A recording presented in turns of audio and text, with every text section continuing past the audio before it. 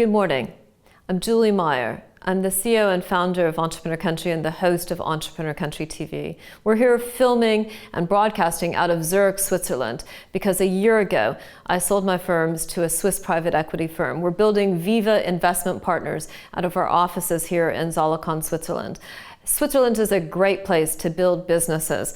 The Swiss fundamentally are reliable. They do what they say they're going to do. They show up on time. The country is stable and the country is wealthy. It's an incredible place to have as a platform to build new digital businesses.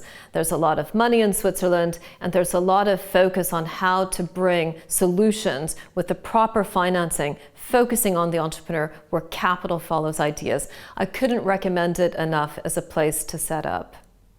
Good morning, welcome back to Entrepreneur Country TV. This is edition 4, show 3, filming out of our VIVA Investment Partners offices in Zurich, Switzerland. This morning we asked ourselves a very basic question. How do we put prosperity on the agenda? How do we get the economy to dance?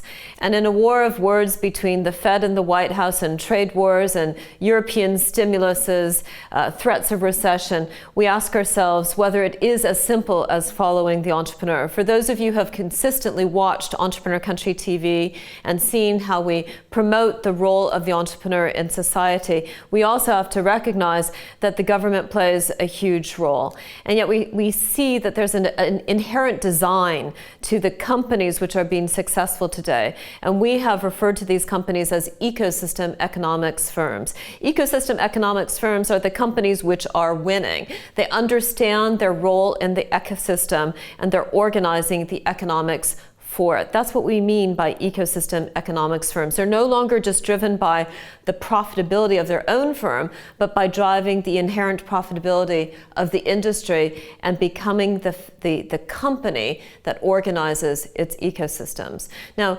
specifically, how do you do that? One element of that is creating network asset value. What does that mean? Well, for those of you who are watching from the telecoms industry, you'll be very familiar with Metcalfe's law.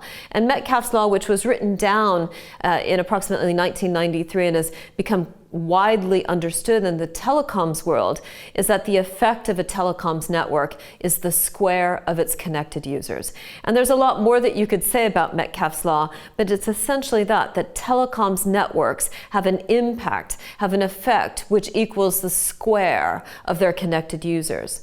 But as the world is no longer being driven by linear growth but exponential growth, is being driven by networks, fundamentally at the core of every industry and business, we see that Metcalfe's law applies. And so if you're running a business, you need to understand it today, the impact and the effect of your business as the square of your connected users. Now, for some of us, that will mean, my God, we don't have any connected users, and that's what we need to focus on. For others, though, we see that that is going to be one of the key assets in the businesses that we build. That's what we mean by network asset value. That's one of the core principles of ecosystem economics firms. I recently went to Italy, and I make it a priority wherever I go to meet the leading entrepreneurs in that region. And in Italy recently, near Milan, I met Giovanni Palma of MDH Hologram. They are the global leaders in holographic technology. And what they did was to work with the campaign team of Prime Minister Modi, and they helped get him reelected by delivering holographic presentations, manifestations of Modi across trucks all across India, so that tens of thousands of citizens could see Modi speaking, and he could tailor his message, get feedback from these presentations, and to deliver that across the country of India in the last couple of days. He's even credited Mr. Palma with the use of his technology and the delivery of this from trucks to satellite links, holographic technology to enable Modi to communicate his vision and to connect with his people. That helped him win the election in India. That's an outstanding example of how entrepreneurs can work for social good, regardless of what you think about Modi, to bring communications capability to government.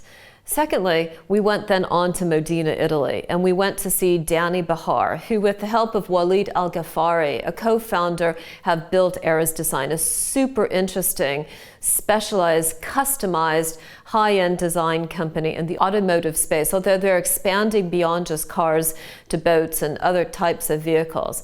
And what we see with Eras Design is a super focus on the personalization of vehicles for consumers. Now, right now, those are very high-end, high net worth individuals. But as we saw in the healthcare business, what starts at the high end goes mainstream. Technology gets perfected in the high end, and it will happen with personalized cars as well.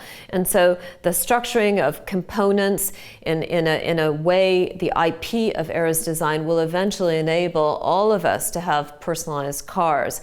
And what I love about the attention to detail that they bring is that they're making it cool to be different. In fact, they even have a slogan on their walls that you question our need to be different, we question your need to be the same.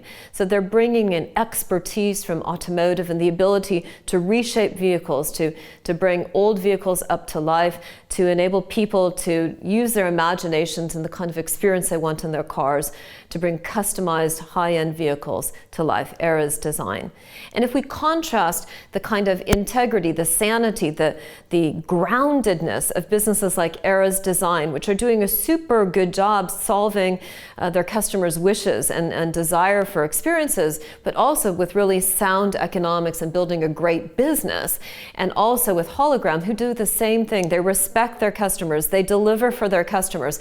They both have solid businesses, MDH, Hologram, and Eras Design, with the shenanigans of what we see with things like the WeWork IPO, which doesn't look like it will ever have free cash flows, which looks like it's been engineered for the financial architects that have made WeWork, and so many of these other platform IPOs that have some sort of high-level revenue growth, but are completely driven by financial architecture rather than the integrity and groundedness of real business. And we remember that this cash flow economy and the capital gains economy seem to be not overlapping at all. And so frequently, unfortunately, the venture community aligns itself with the capital gains economy, not worried about sustainable solutions with consumer experience at their heart and solid, grounded financials and economics for the business, but just making money for a few financiers that got behind a business about 10 years ago. And we see in Europe a real opportunity to bring this groundedness, these sustainable solutions with customer experience, like holograms, like high-end personalized cars, to the market. So what's the context for all of this? How does government or the investment management world play into this? Well, we saw recently in Europe with the new president of the European Commission, Ursula von der Leyen, that she's announced her management team, which is nearly 50% male, 50% female, which is a tremendous boost that there's a recognition of the contribution of women. And I'm so pleased that Margrethe Vestager, who has been the digital czar, the rich man's trust buster, as she's been referred to, has been promoted and named as the executive vice president of the European digital economy. And I hope Ms. Vestager will move from the kind of stick approach to carrots, that she'll entertain new ideas on how we can not just punish the Silicon Valley giants, but to enable the European citizens. We have 500 million citizens. If property rights were established at the European level as a fundamental right, property right, an asset of the individual, we could be incentivizing, indeed introducing a new asset class to 500 million individual citizens of the European economy, and incentivizing everybody to participate in the sustainable economics of ecosystem economics firms in this digital age. So we hope that Ms. Vestager will be open to new frameworks of looking at how we can build the digital economy rather than just sticks, penalties and so forth, but setting our own rules of the game, playing the game with a European identity and a European focus. I was in Geneva recently meeting with Decalia Asset Management, and those of you will know that that's Rodolfo de Benedetti's asset management firm based in Geneva, who is one of the leading European industrialists. Decalia is a super interesting asset management firm, not only because they have launched a circular economy fund, which was launched in 2018, and you can find more information about it in the public markets. And what they're investing in is rental versus ownership models, platform as a service, where renewable energies are being used to reduce environmental impact, where preventative health, nutrition, Industry 4.0, all of these new areas which are megatrends, which are fundamentally, we would say, all about ecosystem economics and building consumer solutions with sustainable impact in very kind of cash flow generative ways. We are interested and we encourage you to follow that circular economy fund at Decalia Asset Management. We see roles like Ursula von der Leyen and Margrethe Vestager as the emergence of feminine leadership as a kind of core pillar, no longer exceptional, no longer niche, but women taking their proper place in society to help frame the rules of engagement. And I give you two final examples for you to reflect on this week. Recently, an old friend of mine, Henri Winand, who is an exceptional entrepreneur that I know from his Rolls-Royce days, who is now the founder of Akinova, which is a marketplace for trading insurance risk, introduced me to his wife, Dr. Anne Whitehouse. And what Anne has done so exceptionally well is to create a project called Pull Back Your Power.